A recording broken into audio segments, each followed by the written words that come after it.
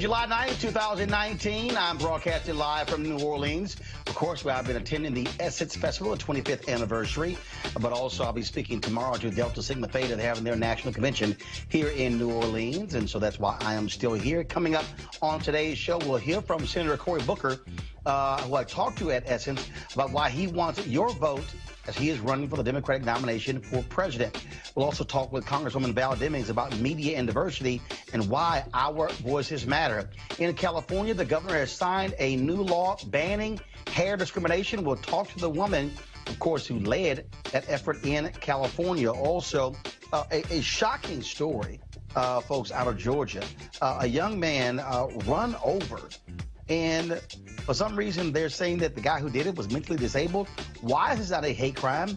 We'll talk to Kevin Marshall's mother. Also on today's show, tomorrow is the last print edition of the Chicago Defender, founded in 1905. I will explain to you my thoughts about why this is a painful deal for black media and what has to happen in the future for black media to survive in this new landscape. It's time to bring the funk. I'm Roland Martin Unfiltered. Let's go.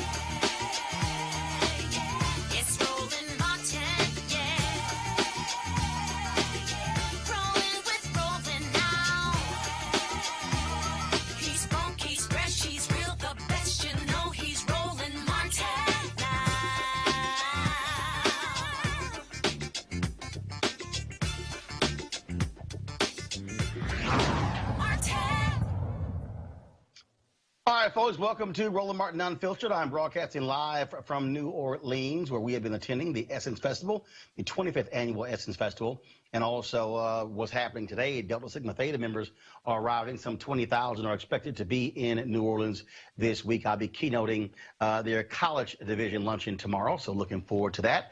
And hopefully the Wi-Fi is going to be pretty good in the convention center, and we'll try to live stream that speech tomorrow. I want to get right to the census. Breaking news here: a federal judge has rejected the Trump administration's plan to switch legal teams involved in the census case. Remember, the Supreme Court kicked it back, saying they wanted more answers as to why the Trump team wants to put a citizenship question on the census.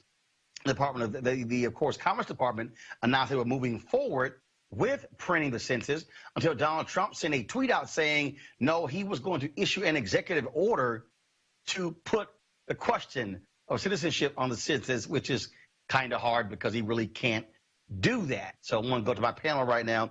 Joining me there in Washington, D.C., Kelly Bethea, communication strategist, Dr. Jason Nichols, University of Maryland Department of African American Studies, Malik Abdul, Vice President, Black Conservative Federation.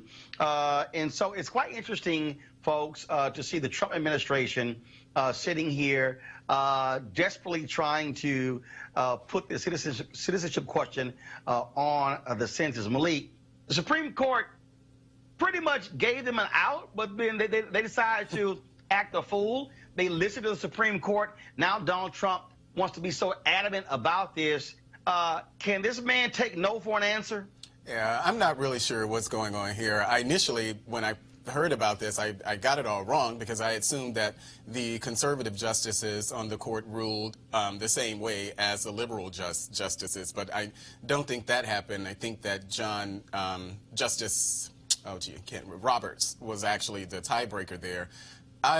From much as you said, they were told the Trump administration was just asked to explain what it is that they were doing, the intent behind it. So I assumed initially that that's something that they were going to do, but then it seemed as if they decided not to do it. So I don't know what's going on. It should be easier to explain that. The fact that the federal judge rejected the notion with their intent to change lawyers. I don't even know the rationale behind that. I don't know if just finding a better lawyer would help the situation at all. It seems like what the justices were looking for was just a better answer, not necessarily a better lawyer. So it seems a little confusing at this point, but this is where we are, unfortunately. Yeah, but Kelly, look, I mean, the Trump administration, they're constantly confusing when it comes to any of these issues. And let's just be honest.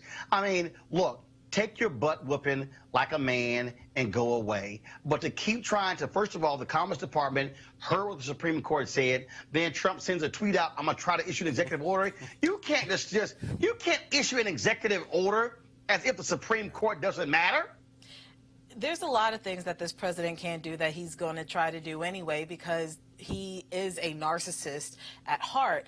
A lot of people are saying, like my panelists here saying, they don't know what's going on. It's confusing. It's not all that confusing. They're just stalling because they were told if you don't have a reason for this, it's basically going to be dismissed. So they have every stalling tactic available to them to try and stall and try and basically find a reason that's not racist, but you can't find a reason because it is racist. So yeah, they need to let it go, but you know how Trump is. He's not going to. So we basically have him doing circus stuff in court, and it's crazy. Well, the census is a critical issue. We of course, we live streamed the summit a few weeks ago. Black leaders got together talking about the importance of it. And the reality is a lot of people, Malik, have absolutely no confidence that Donald Trump's administration really wants to count everyone. This is important. I've talked to people in the Commerce Department. It is, frankly, a mess over there. You don't have a real plan. How do you reach out to African Americans, Latinos, and others, people who historically have been undercounted? And so it's a little hard to even trust this administration with going forward and having an accurate census count. Yeah, and you know, the idea that Trump doesn't have a lot of goodwill out there really isn't surprising. I don't think that the asking the question itself is racist.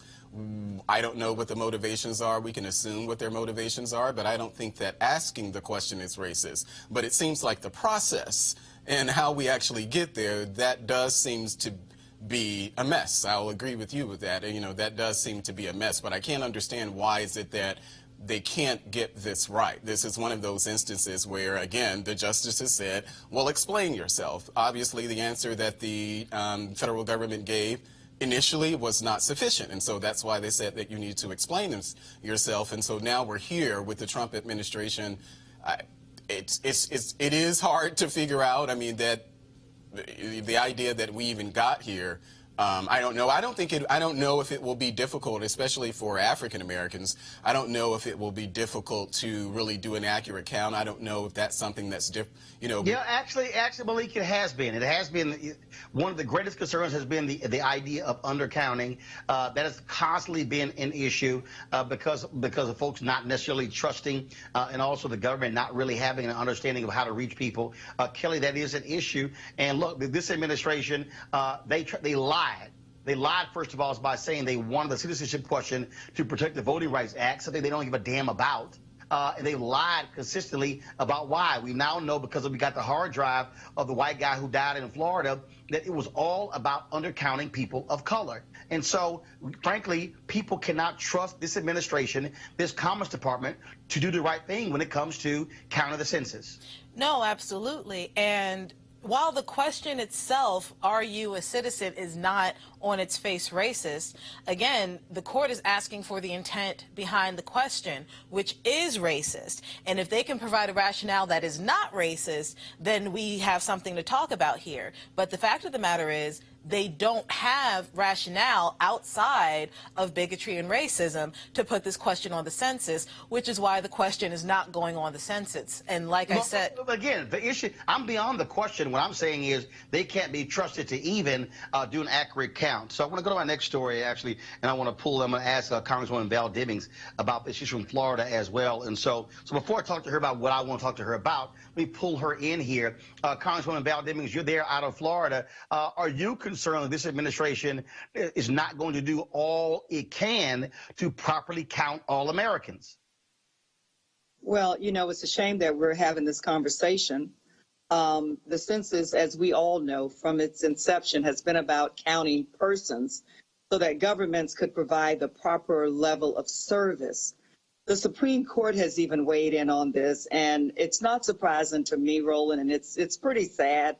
But now the president is defying the Supreme Court and wants to do a workaround to include a question about citizenship on the census. So to answer your question, no, I have no faith and confidence that this president, this administration, and his enablers will do the right thing, and let's count people and not ask questions about citizenship. All right, now let's talk about the issue that you're here for. Coming up is going to be the Multicultural Media Correspondents Association Dinner and Summit. Unfortunately, I will not be able to attend because I'm here in New Orleans and talking to the Deltas tomorrow. Then I'm headed to the Bahamas to cover Bishop Neil Ellis's gathering conference. But this is an issue that when you look at the White House Correspondents' Dinner, guess what? It's pretty damn white. And you have serious diversity questions in media across this country, especially when it comes to folks who cover the White House and Capitol Hill. But not only that, Congresswoman Demings, you know, I'm the Vice President Digital for the National Association of Black Journalists. The Congressional Black Caucus joined with us in taking a CNN to task, specifically its CEO, Jeff Zucker, for having no black direct reports.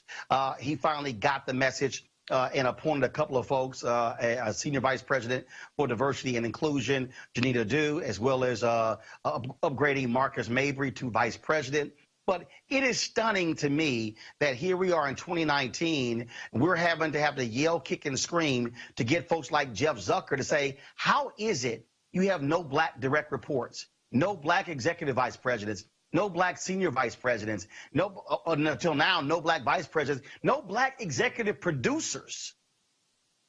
Well, you know, the summit that we're having it's being kicked off with the dinner tonight. The summit tomorrow is all about increasing media diversity and making sure that America, the industry, and everybody who's not listening will listen and increase diversity.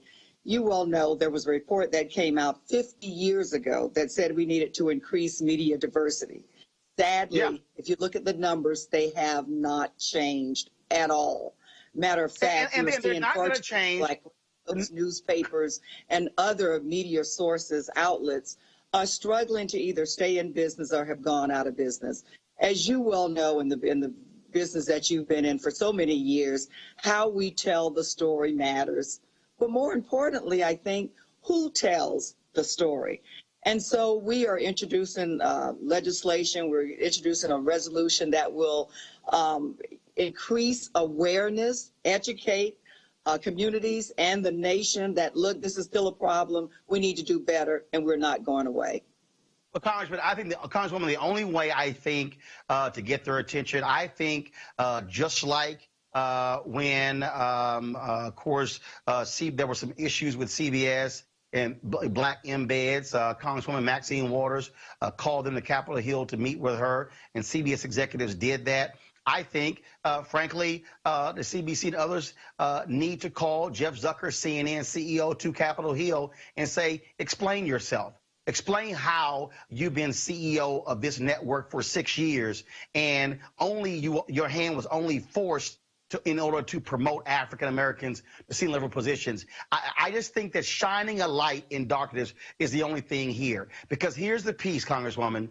You're right. I've been involved in media since I was 14 years old. And the thing is, nobody reports on media. And because of media will quickly, CNN will do stories talking about the lack of diversity in ad dollars being spent by the Democratic Party, or lack of diversity among the Republican National Committee, the lack of diversity among Democratic staffers, but they won't turn the lens on themselves. And I think that external forces like NABJ and Congress must hold them to task, and not just Jeff Zucker at CNN, but every single other network and media outlet, because Ashley does an annual media survey about diversity, and not even 20% of the nation's newspapers bother to fill out the diversity survey. Well, and you're absolutely right. I mean, look, Congress, lawmakers, from the local up to the federal level, I think we all have a responsibility to make sure that we keep this topic open, but not only just talk about it, right? We want to see the numbers increase. We want to see action. Remembering the fact that media is responsible for 20% of the economy. And so it's not only about who tells the story, which is so very critical, that stories will be balanced and accurate, but it's also about economic development. And so our responsibility is to increase opportunities in this area. You're right. Congresswoman Waters was right on, spot on, by going directly to the source. There's more that we need to do, and we will do it. And I'll tell you this here, the other issue is now also in the digital space, because essentially what happened was the lack of diversity that we saw in television, in newspapers, in magazines, and in radio. Then when digital blew up, guess what? They hired the same people who are not hiring us at those outlets now on the digital side. And I just believe calling them to Capitol Hill and forcing them to reveal their numbers. And these are publicly traded companies. I know Congressman Gregory Meeks has a bill that will call for publicly traded companies to reveal their sort of top level executives. We've called for a civil rights audit of CNN. There are other companies who we're looking at as well. And you're right, they must show their numbers, and not just, oh, here are our total black numbers. No, who are the executives? Who are the people next in line? Who are the people next in line? Because if we don't have power in terms of controlling the narrative, then all we're simply doing is asking somebody else for permission to tell our story. It's absolutely correct. And, you know, Congresswoman Shirley Chisholm said, if you don't have a seat at the table, bring a folding chair, right? And so that's what we're going to do. We're going to demand, and you're absolutely right, it's about decision makers. Look, it's about people in key positions, in those executive positions, that can be involved in the decision-making process. And so, you know, I'll start or end where I kind of begun, is that we have an obligation working with people like you and people who are interested in this particular subject. Like I said, the dinner will kick off tonight, and then we'll do a summit tomorrow where we're looking at how to increase opportunities, looking through and analyzing those numbers, and how we can better hold people accountable, because this issue is not going away, and neither are we. Well, again, whatever help that I can offer, I'm certainly am there. Again, I would love, just like that was that reparations hearing, that discussion, I would love for one of these congressional committees to call network presidents, to call top newspapers, to call the magazine industry, which is woeful, to call those leaders. And not only that, and the last one here, Congresswoman, I know you have to go, the advertising industry. Let me tell you something right now, Congresswoman. What we're now seeing, black ad agencies are dying on the vine, because what used to be multicultural marketing has now been taken over. Now is the mainstream. And when you look in these ad agencies, you have very few African Americans in leadership positions. And I can tell you personally, black media is having a very difficult time being able to get those dollars, because there are people who have no clue who we are, who don't know what we do, and they're the ones who are determining where those dollars are spent. And so we're talking about billions upon billions of dollars that are available, that are being spent, that we're getting frozen out of. And I just think that putting that lens, shining that light on them is critically important, because, look, we're 24 years away from becoming a nation, majority people of color. And if minority media outlets, black, Latino, and others, are getting left out in the cold, which we are, then it's going to be hard for us to be able to pay staff to tell our own story if we can't afford to do it. One of the panels that we're going to have tomorrow at the summit deals strictly with advertisement. And as I said, the media industry makes up 20% of the economy. And so you're absolutely correct. There are not only opportunities that are being missed, but millions of dollars that are being missed by persons who are very talented in this field, but they're, have missed opportunities. So we're excited about tomorrow, but tomorrow is really about developing best practices and coming out of that summit tomorrow with an action plan that we will put in place. Well, again, I wish I could be there, but certainly count me in terms of working with this. Like I said last week, I'm running unopposed for Vice President Digital. And so to CNN's Jeff Zucker and the rest of these media companies, I ain't going anywhere on the board of NABJ. And we're going to make sure we're going to keep pushing and holding these folks accountable to ensure we don't get left out. Congresswoman, thanks a lot. Thank you so much. All right, folks. Going to go to a break right now. When we come back, we're going to have for you my interview with Cory Booker, which took place at the 25th Annual Essence Festival. That's coming up next, Roland Martin Unfiltered. You want to check out Roland Martin Unfiltered? YouTube.com/Roland S. Martin. Subscribe to our YouTube channel. There's only one daily digital show out here that keeps it black and keep it real. It's Roland Martin Unfiltered. See that name right there? Roland Martin Unfiltered. Like, share, and subscribe to our YouTube channel. That's youtube.com/Roland S. Martin. And don't forget to turn on your notifications so when we go live, you'll know it. All right, folks, welcome back.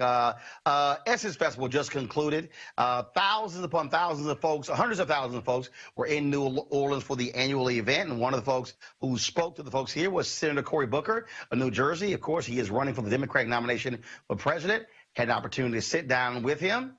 Here's our conversation. Hey, folks, Roland Martin here, the 25th Essence Festival. Joining us right now, Senator Cory Booker of New Jersey, Democratic presidential candidate. Senator, how you doing? First of all, you know I can't start off without talking about your pocket game today. we have this thing. Every time I see him, it gets better. This is some wild stuff right here. Well, I don't know if that's a pocket square or a feather. It's a feather. All I right. debuted this at Essence about 6-7 years ago. Steve Harvey and I were going at it with pocket squares, and I said, I got something for you this year. I'm impressed. And I hit him with the feathers. You are. So my sister, who is an artist, so she actually makes custom-made. After I did this, people have been ordering custom-made feather pocket squares. I just want you all to know, first of all, this man is setting standards in fashion as well as in radio and TV. I'm honored to be on with you always. All right, glad to be here. First of all, is this your first Essence? You been there before? No, I've been here before, Okay. man. What kind of brother doesn't want to come to Essence Fest? I've met several first-timers. Really? Yes. Yes. Well, this is where I like to just walk the floor like I did today. Right. Because you just see this incredible gathering of black excellence, incredible women. I feel like in many ways this is kind of like a family reunion. Oh, it is. Absolutely. Yeah. I've skipped many family reunions to be here at Essence. Yes. So I tell my family, don't put it on July 4th weekend. I ain't going to be there. Yes. When you talk about this idea of black excellence, obviously there are serious issues that are on the table for this audience here. When you talk about, obviously, economics, when you talk about entrepreneurship, when you talk about education, health, all of those different issues, what do you think it was going to take for you to connect with this demographic to get them to support your candidacy for president? Well, first of all, I can only be who I am. My entire professional life has been spent in black and brown communities working on the issues you're just talking about. I came out of Yale Law School, moved right into inner city Newark, lived in the projects for almost a decade, and I still live in that very neighborhood right now. And we've done things. You walk around my block, I can show you Vonda, who we helped get access to capital, open up a business that's thriving now, double parking, triple parking, just to get into her soul food restaurant. I can show you the school that now is ranked one of the best schools in America. So these are issues that, this is not me just talking about what I'm going to do as a presidential candidate. Right. This is stuff that I've been doing as a mayor that turned around a black and brown city with a coalition of folks. You know this as a United States Senator, the issues that I have picked, whether it's opportunity zones to move capital into underinvested in areas, or the criminal justice bill, the only major bipartisan bill that passed this president was the one that I led from the Senate side that liberated people from mass incarceration, to even on health issues. Fighting for sickle cell anemia because it was undervalued and underinvested in. Fighting for things that people don't think about, like making sure dental care access, which in our communities is important. So there's a whole lot of people running. The 2020 elections doesn't stand for the year. It stands for the number of people running, 2020. But there's one person in this race who has for their entire career dealt with the issues of communities that have been left out, looked down upon, left aside, fought and won battle after battle after battle by pulling people together to solve these problems. And I'm going to be that kind of president that puts this kind of agenda right in the center of the presidential work that I'm going to do during my 2 terms. I saw one report that said you have not qualified yet for the next debate. That's in less than 30 days. The debate in September is going to be in Houston on the campus of Texas Southern University, right there in 3rd Ward. I went to high school literally right across the street. Many of those issues right there in the community. Here's what it's not my advice, but here's what that I want to see. I saw the last debate. I frankly felt that the moderators did not ask the type of questions that we're interested in. And to me, that's where I think where a candidate has to not go rogue, but literally say, wait a minute, let's talk about what's literally happening outside the doors here. I get it was in downtown Miami, but when you go to Michigan, okay, Flint is still an issue, infrastructure and water. To me, that has to be in front and center. at these debates, because unfortunately the people who ask these questions, they're not from these communities. So you saw, in fact, people mentioned this to me, that just about every answer, I brought it back to neighborhoods like mine. I talked about the shootings around my block because we have mass shootings every day in the aggregate in our country. I talked about the struggles in my neighborhood of people having access to things that people in other communities take for granted. Look, this election, I agree with you. For us, the best thing that ever happened to me was that last debate, because people saw me on the stage next to candidates, 20 million Americans. We had our best fundraising 7 days after that, got us thousands and thousands of new dollars, $1 donors. And please go to CoryBooker.com if you want my voice to stay in this. So we're closing in really quick on making sure we hit that 130,000 donor mark. We've passed 110,000 donors already, and we're just gaining momentum. And you can know that no matter where I go, I stand and represent. If you walk into the Senate office right now in the Capitol, you will see a massive map. The biggest thing on the wall is a map of the first people to take a chance on me, a map of the Central Ward of Newark that got me into elections. And the tenant president of the projects I lived into just asked me one thing. She helped me get elected. I wouldn't have gotten elected without her. She said, don't forget where you came from or the people that took a chance on you to put you in office. And that's why these issues, I'm with you. I'm frustrated when people don't talk about the issues that we see going on in too many communities around America. And when I'm on that Detroit debate stage, as a boy who was born to a mama born in Detroit, as my grandfather in the Black Northern Migration got a job, a union job on the assembly line that took my family out of poverty, I know the issues of our community, and I will continue to stand up and fight for them. What do you make of Democratic candidates who are ardently opposed to charter schools? You know what happened there in Newark. Yeah. There have been a number of more than 200 leaders of color, charter schools, who have sent letters to Senator Bernie Sanders and others saying, look, what your position is wrong on this. The thing that I say in Michigan, as in support of charter schools, Betsy DeVos and her people screwed it up there, but you also have a screwed up public school system. At the end of the day, black parents want something that's going to succeed, and they don't care what it is, long as it's helping their children. And I just think that Democrats are wrong for that position. To me, you can do both. You can support traditional public schools and charter schools. I support success. I care about what works. Well, don't lump me into Democrats that broad brush, because you know what happened in Newark. We were under state takeover. We had schools that were not serving the genius of our kids. And I stepped up and said, I just want great schools. And we fought and leveraged so much so we have charters. I actually closed bad charters because I'm like, if you can't perform, get out. I made one enrollment system that literally now we're the #1 school system in America for beat the odds schools, high poverty, high performance. If you're going to come after schools that are working for my black and brown low-income kids in Newark, you're going to have to come through me.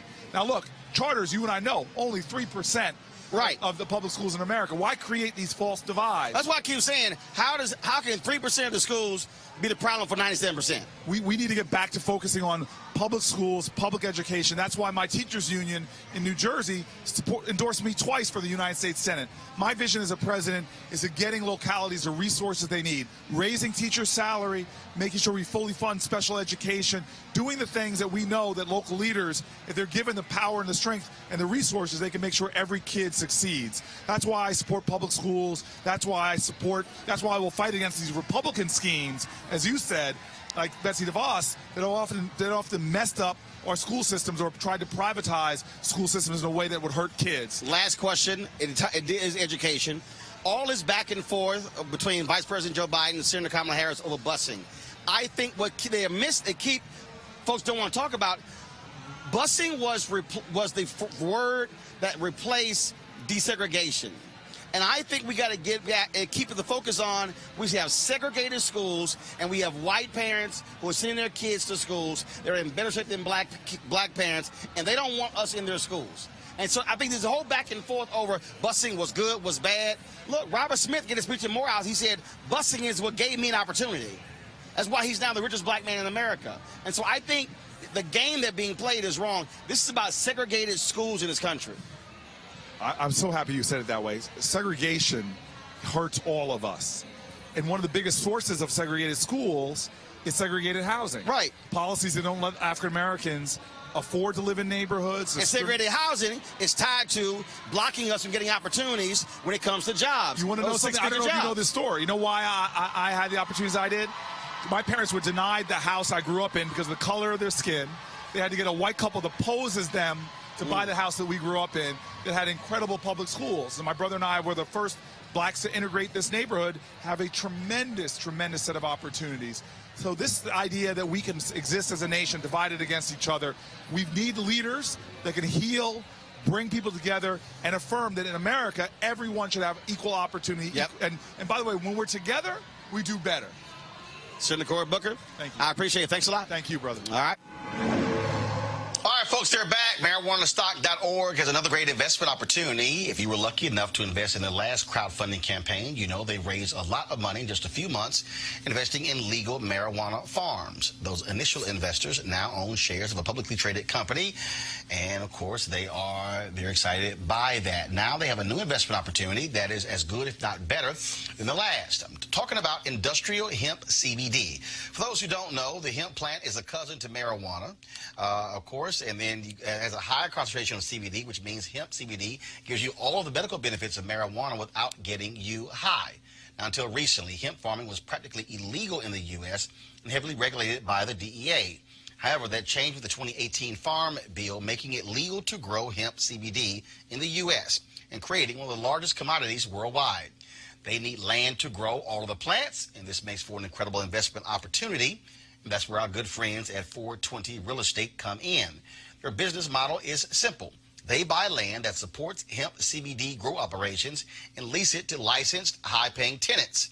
That's right, they are hemp CBD landlords, and you can get in on the action.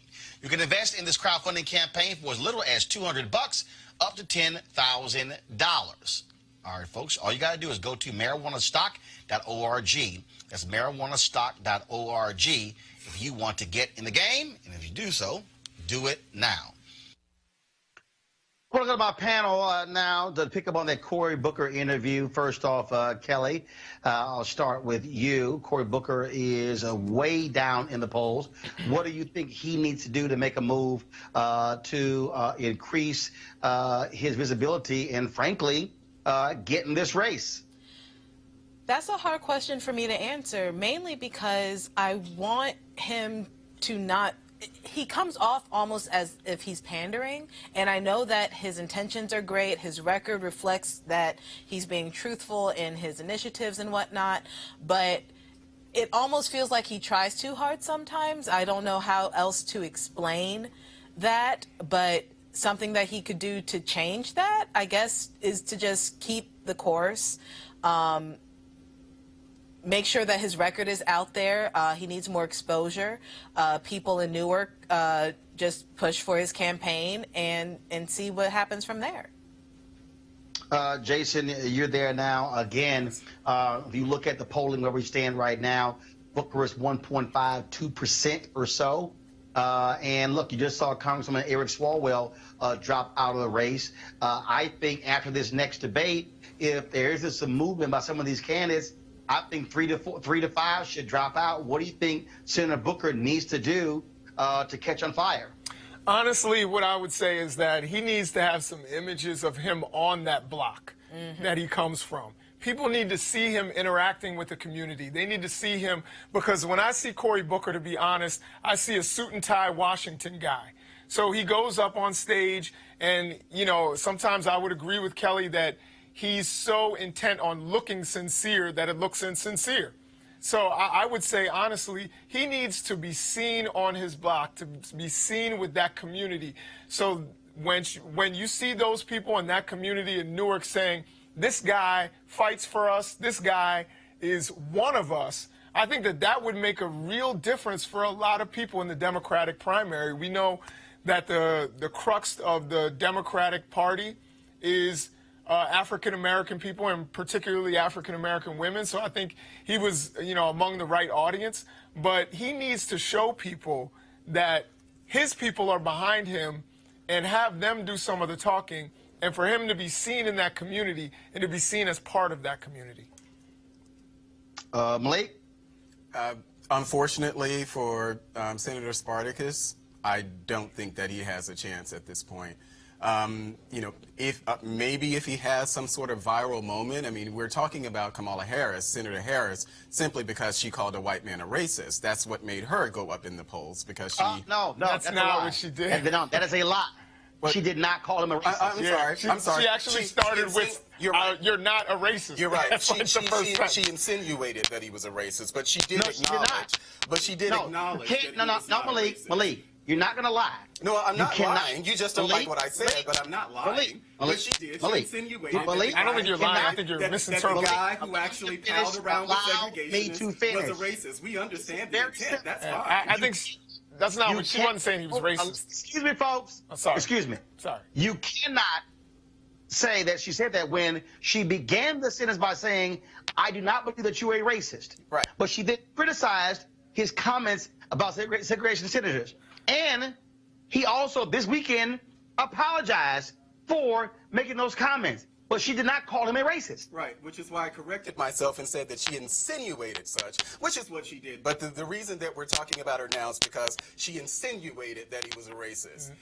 In Cory Booker's case, I don't know what he can do unless he has some type of viral moment. You know, we know who Cory Booker is. I mean, this is not, you know, when he was mayor, whether he was saving people from fires or, you know, staying in, I think he was in the projects or something for a week and he lived off of food stamps or something. A week? You know, yeah, I think it was. I think it was a little longer than a week. Well, either way, I mean, it was a stunt. So we've seen him before, and we kind of know who, you know, Senator Booker is. No one stunts on food stamps. Yeah. Well, again, bottom line is this here. Booker has to do, I think, a lot. He must do something to make a move, because what's happening right now, Biden, Sanders, Harris, Warren, Buttigieg, they really are, I think, in that top 5 or so. And so he's really going to have to do something to make a move in order. And look, first of all, he has to qualify for this next debate. And so the question is, will that also actually happen? I do want to ask Kelly this. CNN has announced who their debate folks are going to be. It's going to be Jake Tapper, Dana Bash, Don Lemon. And, of course, we get the first debate. And you had Lester Holt, Rachel Maddow. You also had Chuck Todd. And then, of course, why is his name escaping me? My man from Telemundo is escaping me right now. And it's going to come to me in just a second. But how in the hell have we're going to go through 2 debates, and the most important constituency for Democrats are black women, and there's not been a black woman moderator as of yet? Is, do they even have black, outside of Joy Reid and a couple others on the MSNBC side? I can't think of anybody off the top of my head on the CNN side. Frederica. Well, Frederica would work. No, let me tell you something right now. Jeff Zucker's had Frederica Wilson stuck on weekends since he's been there. She hasn't even. They moved up all kind of other people to weekday, and so I can tell you right now, they won't be giving her a shot at doing anything. And that's my point. We have Malika Henderson, of course, who also covered politics. But hell, you get a black woman who's a White House correspondent in Abby Phillips. You have You have April Ryan as a correspondent for CNN as well. I don't know why they wouldn't. No. April Ryan is a contributor for CNN. Contributor. She works White House correspondent for American Urban Radio Network, but she's a contributor. And so you just kind of proved my point in that there really is no one on the CNN side to represent black women in these debates, and it's unfortunate because, like we've been saying pretty much all of this segment, black women is what's going to get the Democratic vote. And for a news station, a news network to not take us into consideration when the Democratic Party is frankly desperate for our votes, it's the disconnect is pretty astounding. It was Jose Diaz-Ballard, of course, who was with Telemundo, was one of the moderators. Jason, again, going to you. We were just talking about diversity with Congresswoman Val Demings. The fact that the first 2, you do not have a black woman in the position to be able to ask these questions. Look, yes, you had Samantha Guthrie, of course, with NBC, but look, You got a couple of you got a black woman there who's also in the mornings on the Today Show. Again, this shows the dearth of folks who are in the positions. The fact that you do not have any of them. There's no black woman who is hosting. I don't believe, and I'm trying to think right now. The only black woman who is hosting an hour show on a daily show, mornings, mid, or even prime time, I believe is Harris Faulkner on Fox News. Right. Right. I don't believe there's a black woman. There's no black woman hosting a daily show, an hour block on CNN. I'm trying to go through right now. There's no black woman I'm going through MSNBC, and there's no black woman at MSNBC. So the only black woman. The only black woman who hosts an hour is on Fox. Each day is Fox News. Right, absolutely. And I think that says a lot. And still there's a dearth. I think what you said was so important, Roland, and that is that literally they ghettoize black women in all these networks on weekends. So you get Frederica, you get Arthel Neville, you get a whole bunch of people, a whole bunch of black women, including Joy Reid. They get ghettoized on weekends when we know the viewership is down, particularly on Saturdays. No one, very few people are watching news on Saturdays. And you have, not any black women. Why are there no black women on the opinion shows in prime time? There are literally none. I mean, you have some black people like Don Lemon, but that's it. So I really think news media is missing out on an incredible audience, an audience that can be very loyal, and they're completely missing out on that and ghettoizing black women into weekends, which I think is a terrible thing.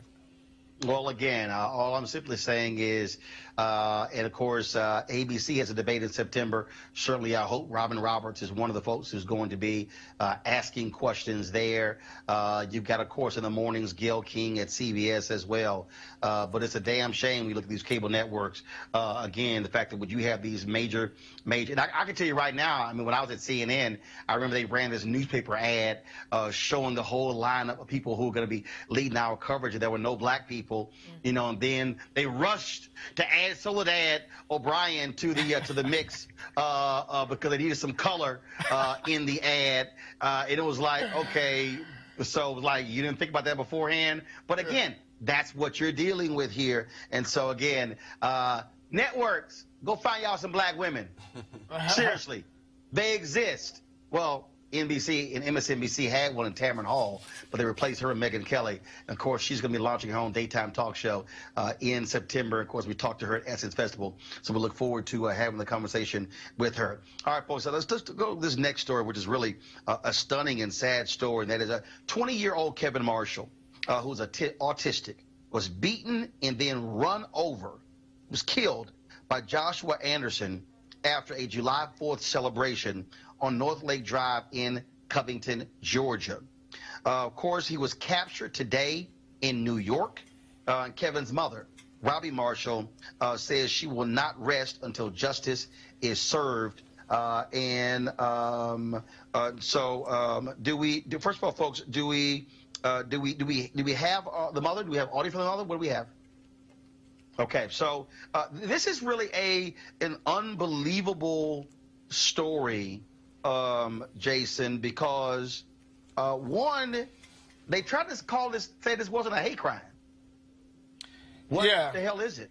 I mean, it seems pretty hateful to me, and I'm wondering what other motive they could come up with where you would beat someone and then run them over with your car to make sure that they were dead. To me, it's clearly a hate crime. It certainly should be investigated that way.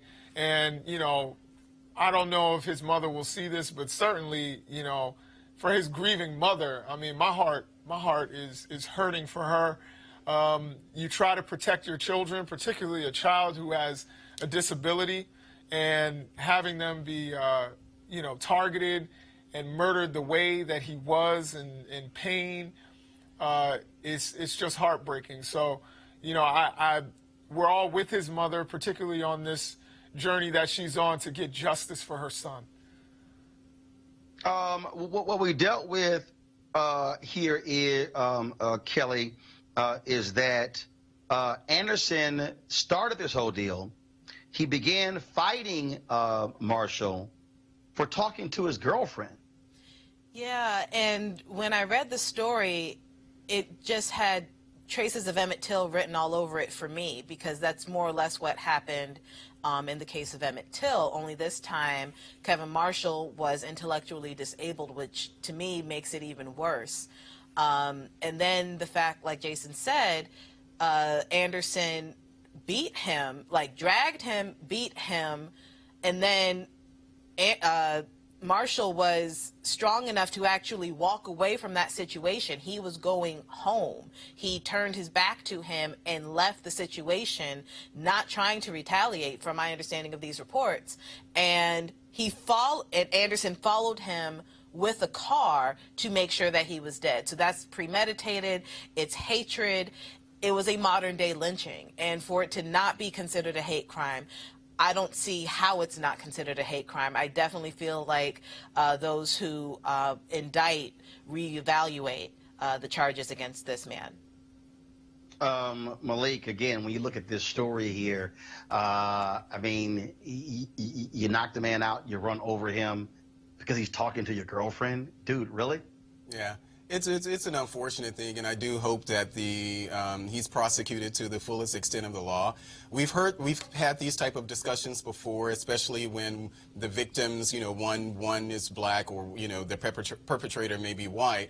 And what we found time and time again in the same discussion, I'm sure that's going to come out of this, is that there is unfortunately a very, very, very high bar to meet a hate crime standard. And I think that probably is what's going on here. Doesn't seem like, you know, I can't imagine him not being prosecuted for something, but I think the reason that we don't have that charge yet is that it's just such a high bar that the government sets for something being a hate crime. And I think that's probably what's happening here.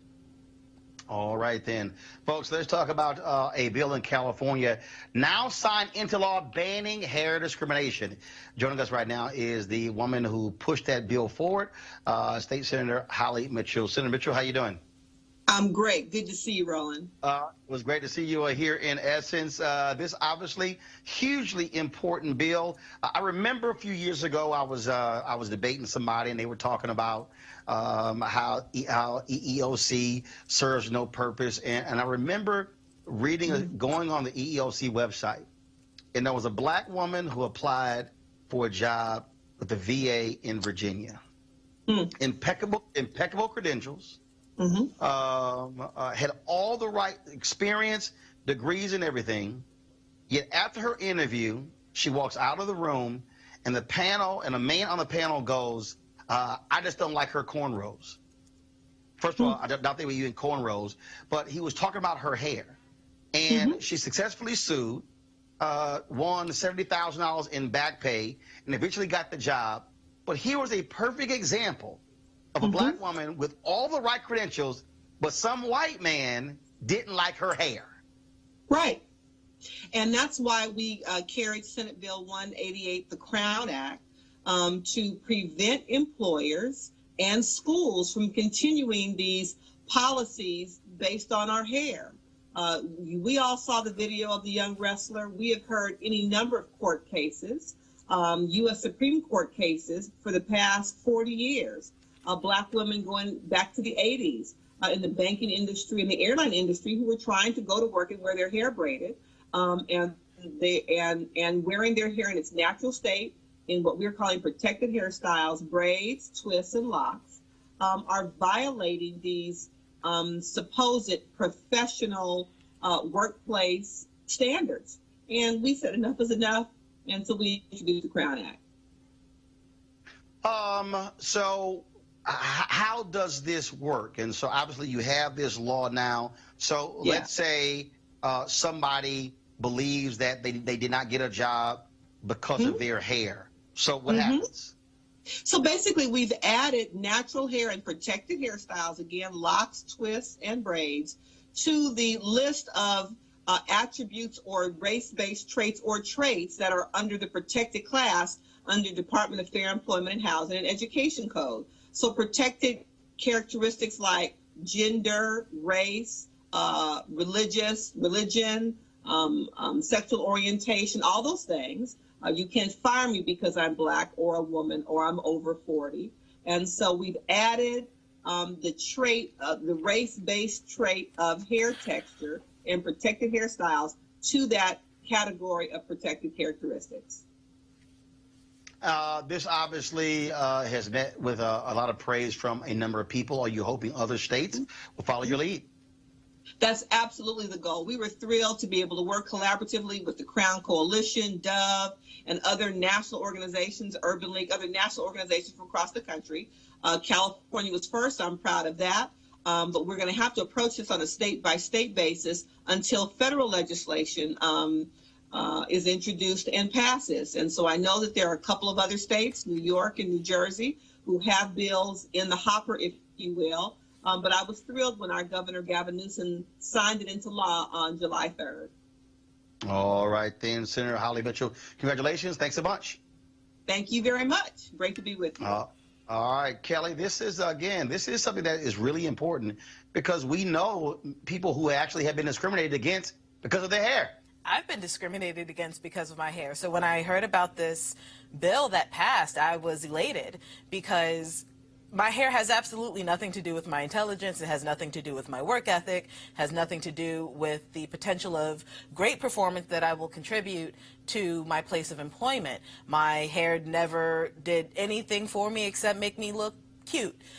And it has nothing to do with anything outside of aesthetic. I've had to deal with this pretty much my entire life. And even some mentors of mine, people who had my best interests at heart, who were discriminated against because of their hair, tried to give me pointers on how to do my hair, this, that, and the third, to basically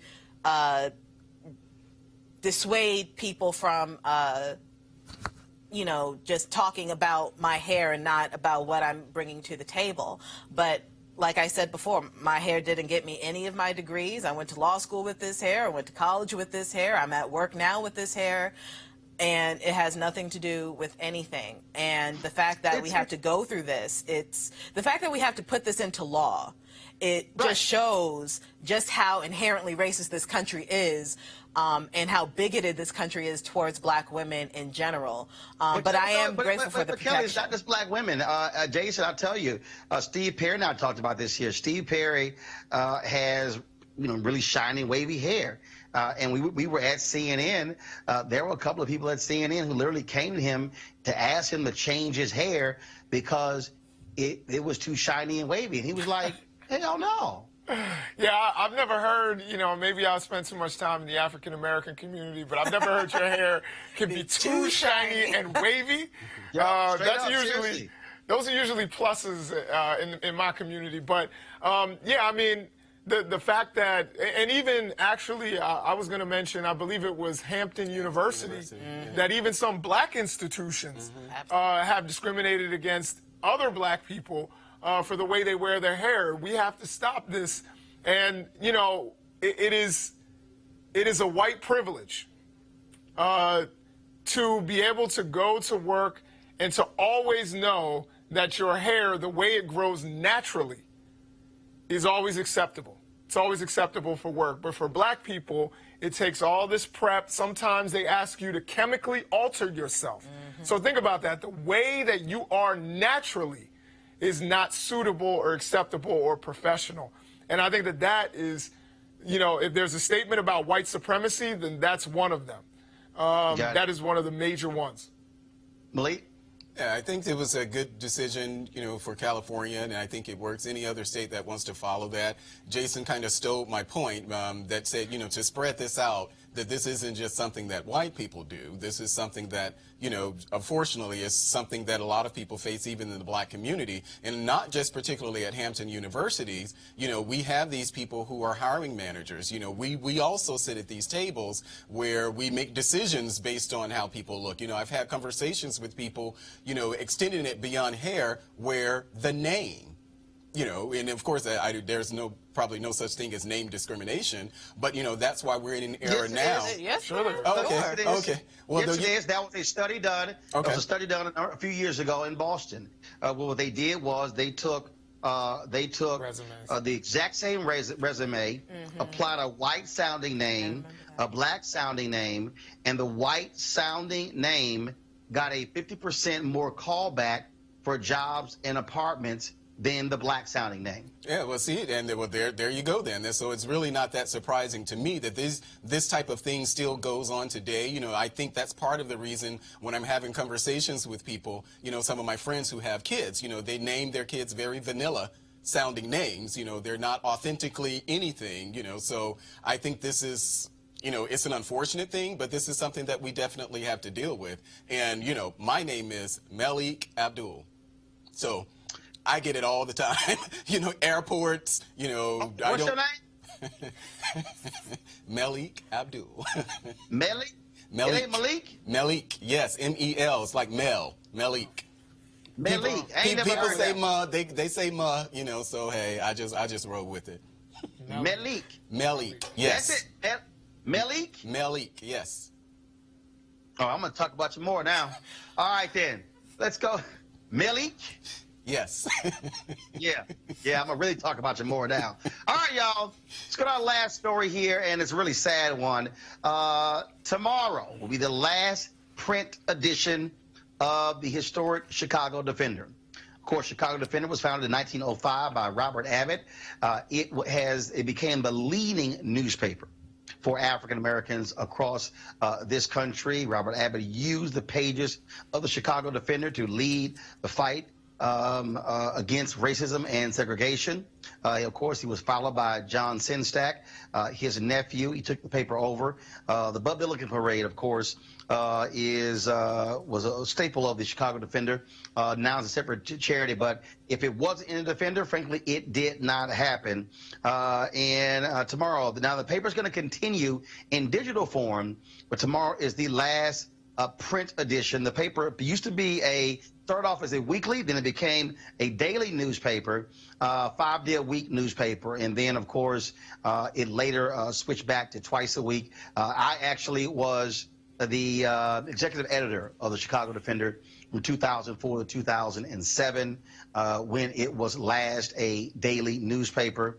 The decision was then made to cut the paper from 5 days to 2 days a week. Then it went to a weekly, and now there will be no print edition. It is somewhat sad, if you will, that we are actually at this point. It is bittersweet for me as well, because if I dare say, in all of my career, this probably, the Defender probably was one of the most frustrating moments I had in my career. So let me explain that. Took it over in 2000, part of a group that was looking at buying the newspaper in 2000. We examined the financials, the editorial, and then there was an investor out of Chicago who brought us in to look at it. And then it was 4 years later, then when I met some folks who did eventually buy the paper. I was brought on as a consultant in July of 2004 and took it over 3 months later as the executive editor. I knew about the importance of the Chicago Defender, and I believe that the Defender could have become, again, a national brand and a major newspaper. We lost money our first year. We made about $100,000 in profit our second year, and about $400,000 in profit our third year. So you might ask, well, what happened? And I think, guys, if y'all have the covers, some of the covers when we took it over, you can go ahead and show that. One of the things that I did was change the masthead that had not been changed in half a century, gave it a whole new look in terms of our design. And so we have those. Go ahead and show them, please. But here's the thing why it was so frustrating. While there, I launched the first audio Black news source podcast. This is in 2005, folks. 2005, 14 years ago. Launched the first video podcast by a Black news source in 2006. That was 13 years ago. And so the owners of the Chicago Defender came to me, is that the folks who own the paper came to me and they said, well, you know what, we really just want to remain a small newspaper. And that was so frustrating to me, and that's actually why I left. The Defender, this decision to stop printing the paper, the reality is it should have been made 5 years ago. And the problem I have with this, and I have no problem with saying this, as somebody who has been in media since I was 14 years old, and that is too many of our Black media institutions are dying because they refuse to keep up with the times. Let me say that again. Facts. They're dying because the folks who own them refuse to keep up with the times. I remember, and I'll just be, look, I remember when we were negotiating my contract with Tom Joyner, with Reach Media, and I was talking about we need to podcast my segment. No, we want to put it in the play. I'm like, what are we doing? People are going towards podcasting. This is 5+ years ago. All of a sudden now podcasting has blown up. Guess what? They're behind the curve. Why is there no Black major entity doing podcast? Think about it. Think about it. There's no Black news show on any of the cable networks, Black-owned cable networks. Black media is losing its influence because too many of the owners of Black media are not keeping up with the changes. When I was in Dallas, Texas, we had like 7 or 8 Black newspapers.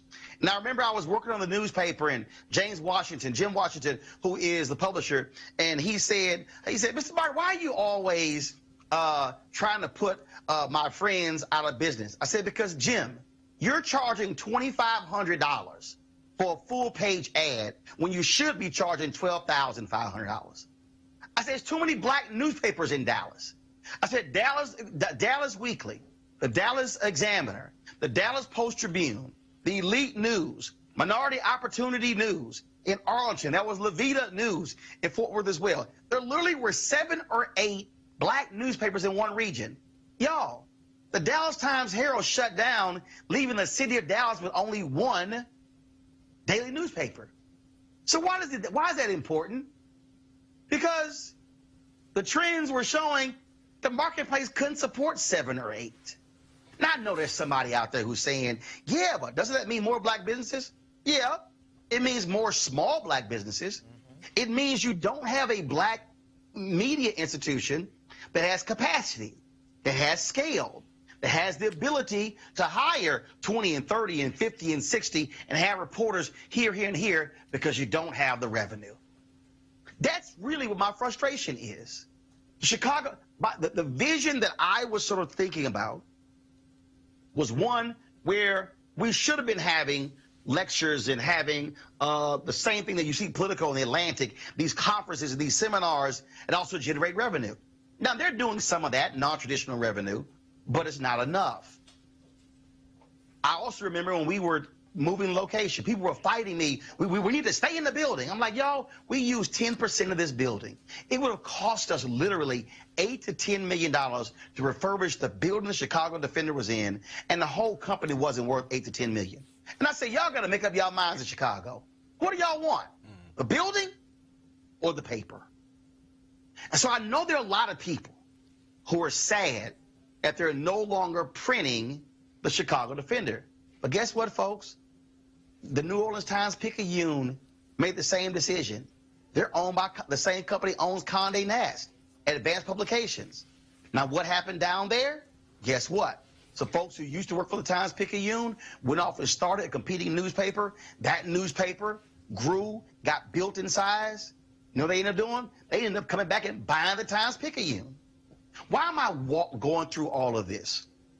Because what we have to understand is this here. Black media is not immune from what's happening in this media industry. Black media needs to stop acting as if they somehow are different from everybody else.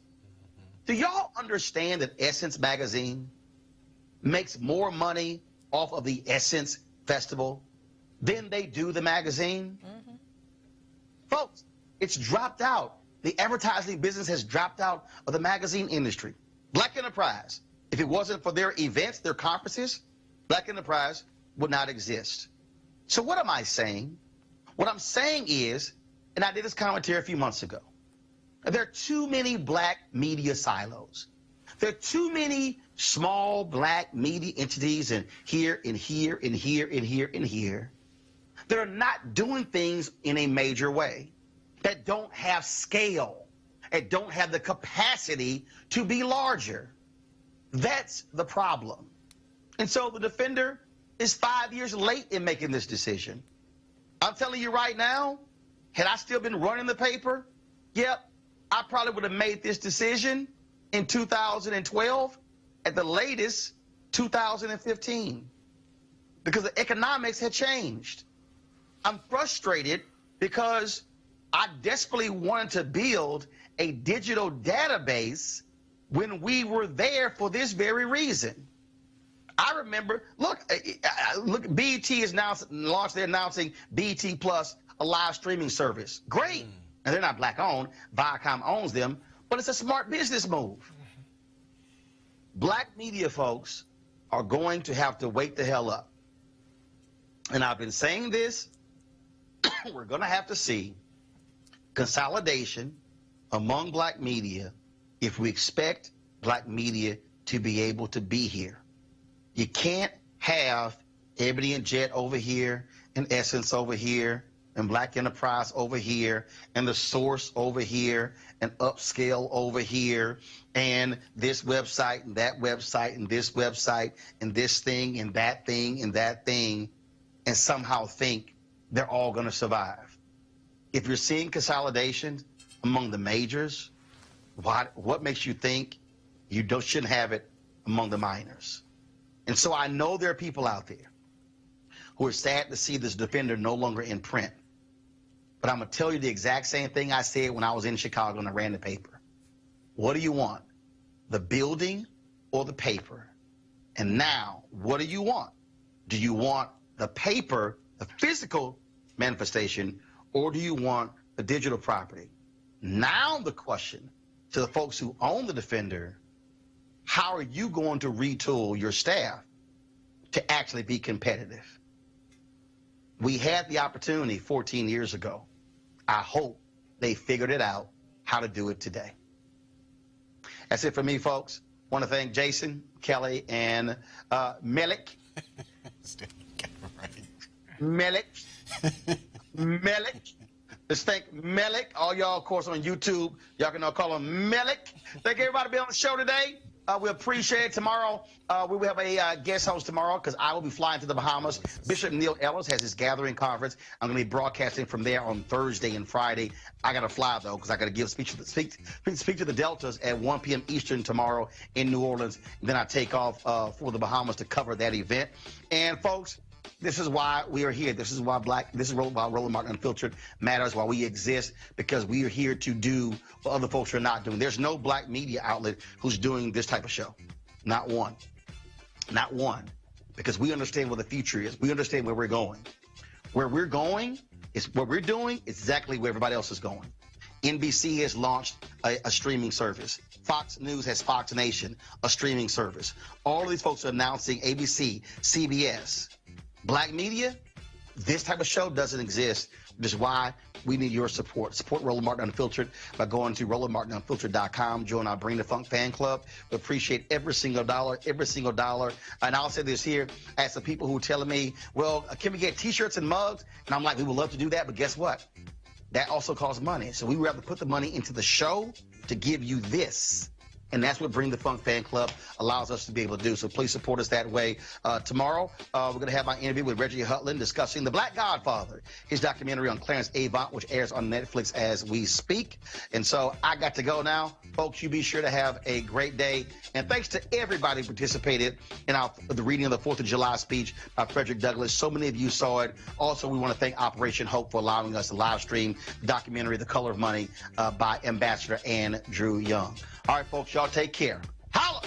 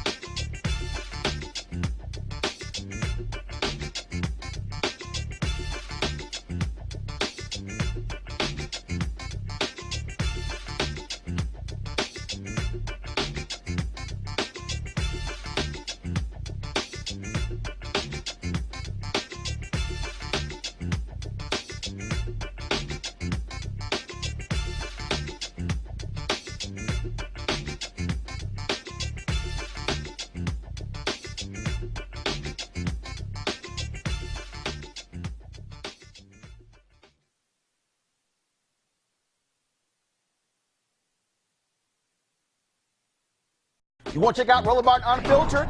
YouTube.com/Roland S. Martin. And subscribe to our YouTube channel. There's only one daily digital show out here that keeps it black and keep it real. It's Roland Martin Unfiltered. See that name right there? Roland Martin Unfiltered. Like, share, and subscribe to our YouTube channel. That's YouTube.com/Roland S. Martin. And don't forget to turn on your notifications so when we go live, you'll know it. You want to support Roland Martin Unfiltered? Be sure to join our Bring the Funk Fan Club. Every dollar that you give to us supports our daily digital show. There's only one daily digital show out here that keeps it black and keep it real. It's Roland Martin Unfiltered. Support the Roland Martin Unfiltered daily digital show by going to RolandMartinUnfiltered.com. Our goal is to get 20,000 of our fans contributing $50 each for the whole year. You can make this possible. RolandMartinUnfiltered.com. This is Diala Riddle, and you're watching Roland Martin Unfiltered. Stay woke. This is Director X, the director of Superfly on the red carpet, or the black carpet, and you're watching Roland Martin Unfiltered. Yo, what up, y'all? This is Jay Ellis, and you're watching Roland Martin Unfiltered. Hi, I'm Chaley Rose, and you're watching Roland Martin Unfiltered. I'm Lex Scott Davis, and you are watching Roland Martin Unfiltered. Hey, what's up, y'all? It's your boy Jacob Lattimore, and you're now watching Roland Martin right now.